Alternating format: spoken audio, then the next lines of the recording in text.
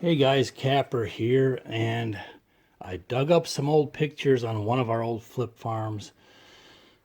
We've had a lot of requests for people asking about info like this on the different farms we've had, why we bought them, why we sold them. So I dug up some pictures. I don't have any video. Hopefully someday I can maybe retrieve some off of an old hard drive that crashed. But anyways, here is one of our, actually this is our very first farm with me and Mrs. Kapper. We bought 70 acres, which is outlined in the black here. The back was 40, the front was 30, and the road system that I'm about to show you actually cut right through that corner there, and it went right through that huge cedar swamp, which you're going to see here. I learned a ton about wetlands, building roads, ponds, and so forth.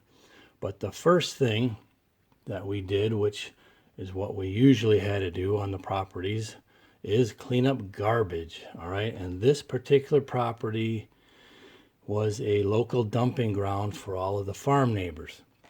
So we hauled out what we could. We scrapped a bunch of steel. We didn't have tractor, didn't have excavator. All we had was a couple four-wheelers back then. So we used what we had plus our back labor, and we got the place cleaned up fairly well. So here's a look at the road, what it looked like through that cedar swamp, which connected the 30 to the 40. And coincidentally, that cedar swamp was incredible. I mean, incredible deer cover. Okay. But I started doing some research because I wanted to fix the road up, and it went right through a wetland. So that's when I started learning about wetlands and building roads, adding fill, ponds, and so forth. I worked with the Army Corps of Engineers, and the long and the short of it is, since it was an old existing road that did have gravel on it from like 40 years ago, we then got a permit that we could add gravel to it. We just couldn't increase the footprint, in other words, the size of it, but we could add gravel. We could have done asphalt if we wanted to. But I wanted to make it a year-round road because it was really failing through that swamp. So I brought in an excavator and had him fix up the road nice, regrade it. We had to wait till the dead of summer, of course, because it was a wetland after all. But we added, I don't remember, 4 to 6 inches of gravel on that entire road. And it was a really good investment for that particular piece of property, because it added a ton of value to it, which ultimately helped us when we had to sell it. And if you stick to the end of this video, you'll find out why we decided to sell it and not keep it, because it really was a beautiful farm.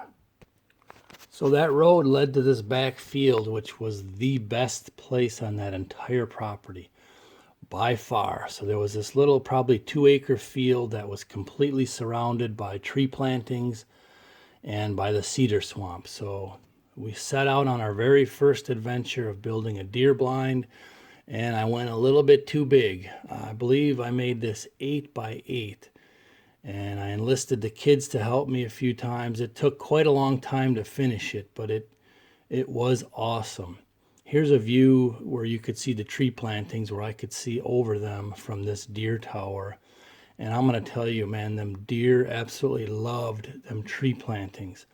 That farm, the experience there is why I'm doing big time tree plantings on our Project 211 right now, because the deer absolutely loved this evergreen planting right here. So this tower we called the Eagle's Nest. And man, we made a lot of fun memories here. This is where we really started deer hunting. Before that, I had to hunt public, and you guys all know what happens there. So we got a farmer to come in. He planted this in soybeans for us, and he farmed the like 20 acres up in the front that was field. And there kind of our journey began. So when I got some old windows in here, me and Mrs. Kapper celebrated. We popped a bottle of champagne, and we just enjoyed it. We just sat out there on a summer afternoon and enjoyed watching some deer. Then came temporary housing. We found this camper in the swamp on this property. So we pulled it out. I think I used my pickup truck. waited till it was dry. We got it to a hillside like this, and we set up the camper. We kind of rehabbed it. We put a little deck on it, and at least we had a place to stay on the weekends, you know, instead of having to go back and forth. I think it was about a 45-minute ride. And of course, somehow I managed to find these builders and that just, I hired this guy. He came with a good reference, and he built this little shed for the four-wheeler and such, and the dang thing just sagged. It had like a 8-inch sag right across the roof peak. So I had to come in, jack it up, and fix it the best that I could, which I got it back to level and supported it, but somehow that history keeps finding me. Anyways, then we wanted to build a pond.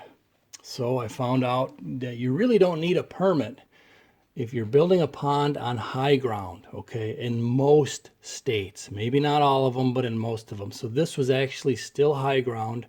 It wasn't a wetland yet, but I did clear it with the Army Corps just to be safe, but I did not need a permit for this. Keep in mind, this pond is like 20 yards across. It's not like the ponds we have now, but this was our very first adventure in what it was like to own a pond. So I learned about fish stocking. In Wisconsin, I needed a permit to stock fish. So I got a permit. We put some perch in there and some bass. You see the nice little beach we had there. So we had our own first little piece of heaven away from the rest of the world. And that kind of tells you how we ended up where we are, why we're doing the things we do now. And of course, the wildlife loved that pond. The deer, the animals were in it. We saw them all the time. This was the view from the camper right here overlooking the pond.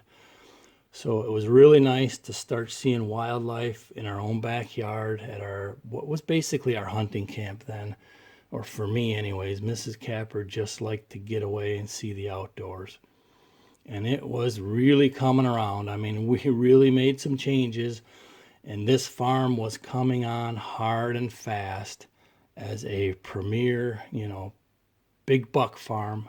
It just needed a little more time. And then, of course, when the neighbors started to see what was happening in there, things changed with them all of a sudden. But anyways, I found this old deer stand in the swamp. I pulled that one out also, and I set it up to where I could use it and salvage it. So the first season, here's a couple of bucks that I passed up.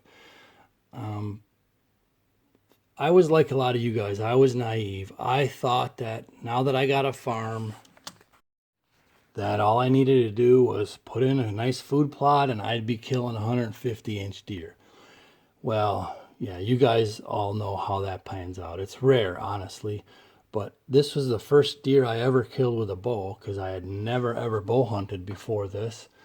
So I took up bow hunting, kind of taught myself, had a friend teach me, and that's when I started bow hunting. So then we moved towards the front of this property, built another deer tower or two there. You could see the neighboring farm there. But these beautiful pines were all over in a perimeter.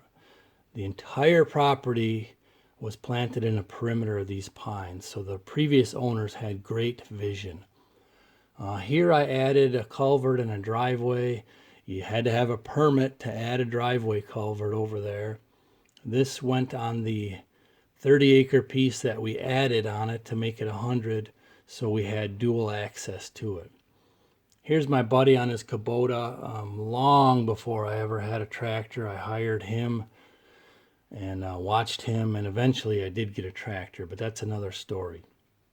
So here's where things went south really fast. We have this beautiful farm.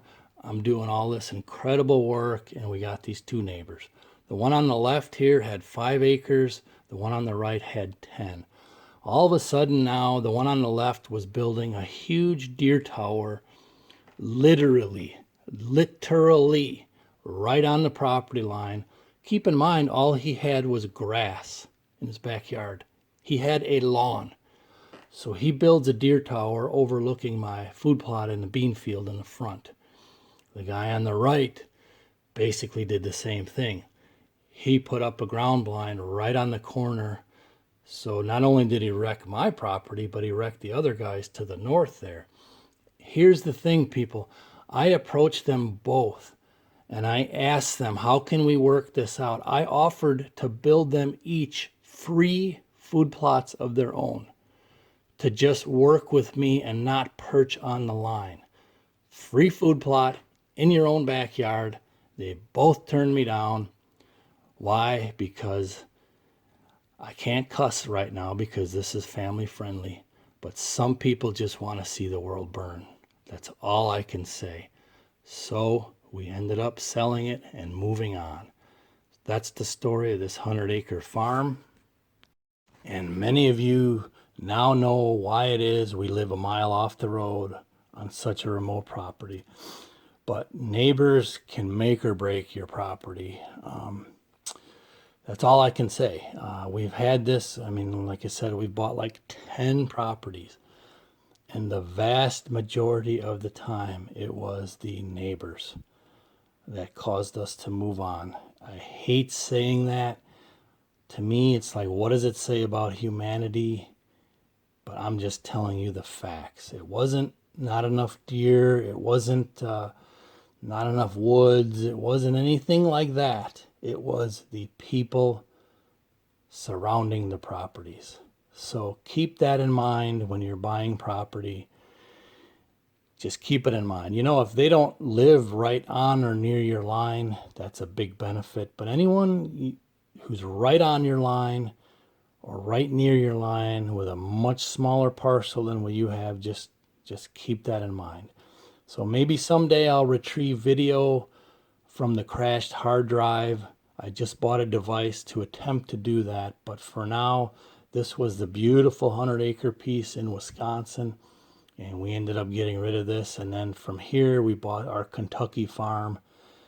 And if I haven't done that, I'll put the story of that one on here at some point. So thanks and stay tuned. I appreciate it.